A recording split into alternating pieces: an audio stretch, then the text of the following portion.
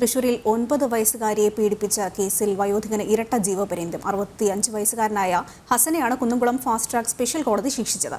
2016 പ്രതി അയൽവാസിയായ സ്കൂൾ വിദ്യാർത്ഥിനിയെ ലൈംഗികമായി പീഡിപ്പിച്ചത്. ഇതിന്റെ വിവരങ്ങൾ കൂടി. അതിൽ 2016 ഈ കേസിന് ആസ്പദമായ സംഭവം നടക്കുന്നത്. 9 വയസ്സുകാരിയാണ് ഈ 65 വയസ്സുകാരനായ ഹസൻ ലൈംഗികമായി പീഡനത്തിന് ഇരയാക്കിയത്. ഇതിൽ തന്നെ സ്കൂൾ വിട്ട് വരുന്ന വഴിക്ക് വീട്ടിൽ വിളിച്ചു കയറ്റി ലൈംഗികമായി കുട്ടിയെ പീഡിപ്പിക്കുകയായിരുന്നു. തുടർന്ന് ഈ കുട്ടി മദ്രസയിൽ ഉസ്താദിന്റെ ഈ മതപഠന ക്ലാസ് കേട്ടിരുന്ന് കരയുന്ന വിവരം തിരക്കിയിട്ടുള്ള കൂട്ടുകാരികളോടാണ് ഈ സംഭവം പറഞ്ഞത്. തുടർന്ന് വീട്ടുകാർ ഈ സംഭവം അറിഞ്ഞതിന് പിന്നാലെ വീട്ടുകാർ കുട്ടിയോട് ചോദിക്കുകയും തുടർന്ന് പലതവണ ഈ കുട്ടിയെ പീഡിപ്പിച്ചിട്ടുണ്ട് എന്നുള്ള വിവരം പുറത്തറിയുകയും ചെയ്തു. തുടർന്നാണ് വടക്കേക്കാട് പോലീസ് ഈ കേസെടുക്കുന്നത്.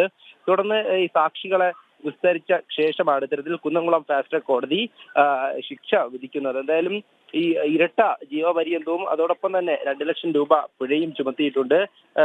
ഈ 9 വയസ്സുകാരി ഇത്തരത്തിൽ 2016 പീഡിപ്പിച്ചു ഉള്ള കേസിൽ ഇപ്പോൾ ഈ ഹസനാണ്, അതായത് 65 വയസ്സുകാരനായ ഹസൻ പുന്നയൂർ സ്വദേശിയാണ്.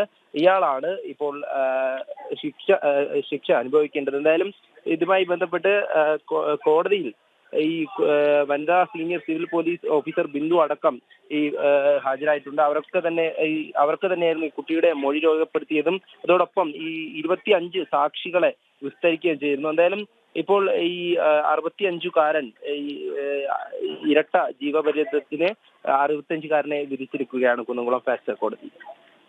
ശരി, തൃശ്ശൂരിൽ നിന്നും എം മനോജാണ് വിശദാംശങ്ങൾ നൽകിയത്.